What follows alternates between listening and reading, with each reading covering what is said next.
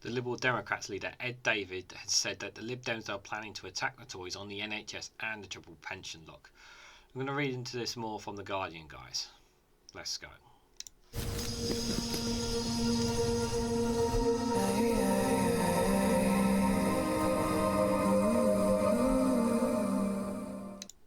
Good morning, good afternoon, good evening, wherever you are in the world. This is REGANELITE here with an article from The Guardian with the headline that the Lib Dems are to attack the Tories on the NHS and the pensions triple lock, Ed Davey says.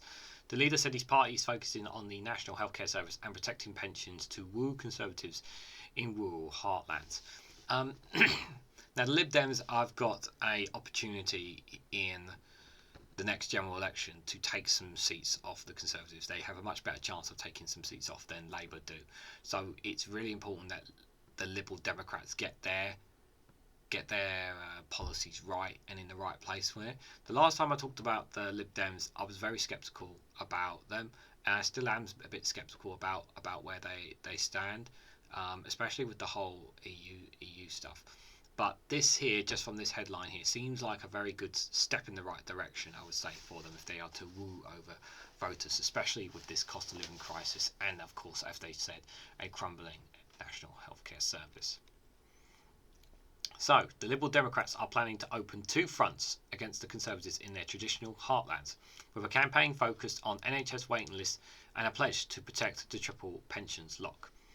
In an interview with The Observer, Ed Davey, the Lib Dem leader, said that the scale of support his party has been receiving from lifelong Tory voters meant there was now no Tory seat, either the Blue Wall or the Conservative rural heartlands, that was safe. Yeah, as I said, there's an opportunity here for them. The Lib Dems are in an increasingly optimistic mood as their annual conference takes place this week after a string of by-election wins, including in Chesham and Amersham and Tiverton and Honiton. There is also mounting concern among Tories in constituencies where Lib Dems are in second place. Davey's party are now holding an election campaign designed to win over Liberals, pro-Remain Tory voters, as well as rural communities who have been out of reach to the Lib Dems for years. He said that, unlike in the run-up to the previous elections, concerns about the NHS and GP waiting times was a common thread across all voters it was targeting. We just think there are more and more seats where we can do well, he said. The Blue Wall has become a reality after Chesham and Amersham, and we've shown that it's not just a flash in the pan, both in local election results and by-elections. Then after Tiverton and Honiton, I did not say that we're back in the West Country, but since then we've had some great elections in Dorset, great elections in Devon, and we've had the Somerton and Frome by-election. Excuse me. That just makes us feel like we're back in the West Country now. So I'm going straight for it. We're going to take on the Tories on two fronts. Blue Wall seats in Surrey and Sussex and Hertfordshire and Cambridgeshire and Buckinghamshire and Bedfordshire. Areas that we weren't really competing even in the 1990s and 2000s. And we're competitive in our old stomping grounds in the West Country. Davey pointed out to new research suggesting that the proportion of people waiting 4 weeks or more for a GP appointment is 3 times higher in rural parts of England than in London. He's calling on the government to give a new strategy to impose access to GPs in rural areas. Giving everyone the right to see a GP within a week will be at the heart of the Lib Dems election plan. This is good stuff. Obviously, if they can get a coalition with Labour, if Labour don't get an overall majority, I'm sure they would be able to work together on that. That is for sure. If that all comes to fruition. But there are some very angry Tory voters out there who don't like Labour or don't trust Labour and are probably more willing to put their vote into Liberal Democrats or Greens. And now I'm not saying that the Liberal Democrats have got a good chance of winning the election. That's just a bit foolhardy, but they certainly have an opportunity to take some seats. Excuse me. Yeah, a lot of places in second place gives them a great deal of optimism, and then the talk about giving it at least within a week, it's a step in the right direction, I would say. The party is also campaigning against altering the triple pension lock, which has been mooted. David said that the UK was at the bottom of the league in terms of pensioner income. His policy is designed to appeal to older Tory voters in rural seats. The problem is that trying to woo older voters can be very difficult. Sometimes they're just kind of fixed in with with the party that they're in at once they reach us. Some people are just, they're deep with it. Obviously, people change. People can change their minds, obviously, but older Tory voters can be hard to please, especially if they're constantly reading the same newspapers, the same stories all the time. It's kind of hard for Lib Dems to kind of get into them. So they really need to get their policies right when they start knocking on doors to win over voters, especially these older voters. They really got to be clear to the voters, especially those kinds, how they're going to win them over. Davey said the NHS has become a closer core issue now. The health service is a key dividing line. It's the sort of bedrock that are campaigning in rural seats. This was a thread through our other by-election campaign, and it's the same in mid-beds. That's the other thing too. If the national healthcare service in their local area, like if their GP appointments are not good enough, if they're getting the medication or whatever it is, if it's just not good enough, that's a great attack line for Lib Dems to convince these people that why they should vote Lib Dem instead of voting Conservative. He said his party would not back off from campaigning hard in the mid-Bedfordshire by-election, which takes place next month. Labour and the Lib Dems are both fighting hard for the constituency, and a poll reported by the Observer last week suggests a duel could allow the Tories to retain the seat despite a collapse in their vote share. Well, at the end of the day, they're not on the same. They both want the Conservatives out, but they're not willing to give up a seat in doing so. So, with next year's general election now on the horizon, Davey refuses to say what his price would be to support a Labour minority government in the event of a hung parliament.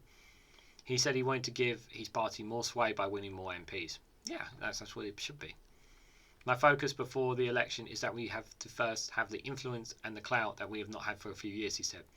We have got to make sure that we elect as many Liberal Democrats MPs as possible. My whole strategy since becoming leader has been about that, and it's been about focusing on beating Conservative MPs. Some Lib Dem activists are frustrated by the parties deciding not to prioritise Brexit since the last election. In recent weeks, Rishi Sunak and Keir Starmer have been more open in an attempt to build bridges with the EU. Labour said it wants regular meetings with EU leaders. However, Davey said he was clear about an entirely new EU deal was needed as the current arrangement for the UK was failing. I worry that these other parties are flip-flopping around the issue, he said. They're essentially tinkering around the edges. We need a root and branch reform of our relationship with our European friends, our closest trading partners. We voted against the deal because we said it was a terrible one. Labour voted for it. We spent all the time since then criticising the deal, arguing that you need a comprehensive new deal that was better for our farmers, better for our economy, security and energy. We need a complete reset and a much better deal. That's one thing that the Lib Dems have that that's one thing that Liberal Democrats have that Labour doesn't, is that they did not vote for this deal. They did not vote for this deal, and that's something that they can say to the man and woman on the street, is that Labour voted for that deal as well. Did you know that? And now they want to tear it up. They voted along with the Conservatives. We did not vote for it. So that's another thing they've got. I understand the Lib Dems activists are frustrated by the party deciding not to prioritise Brexit. Not everyone is going to be talking about Brexit. I mean, he did say that we did a video, didn't we, about Davey saying that he wasn't hearing people talking about Brexit.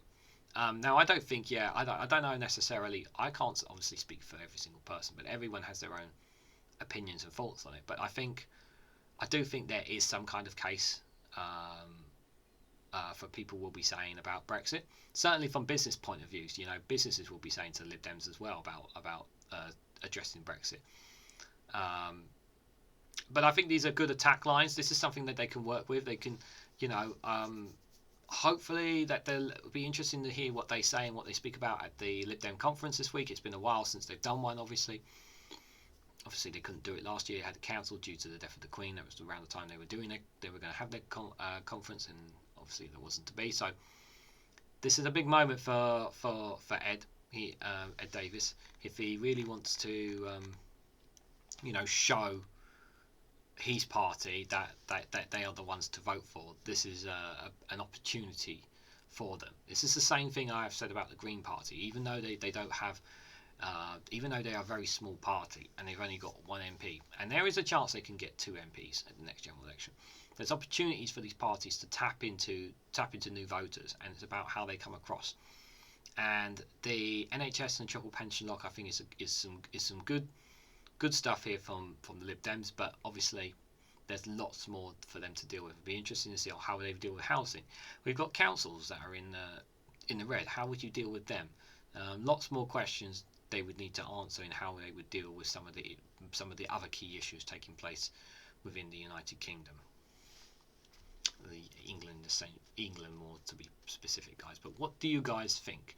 What do you think about the Lib Dems' position on the NHS and the triple pension lock, and not so much on Brexit or rejoining the EU? What are you guys thinking about when it comes to Lib Dems? Your thoughts, let me know down in the comments below, guys. Like, share and subscribe as always. Thank you very much for watching. I hope to catch you all very, very soon.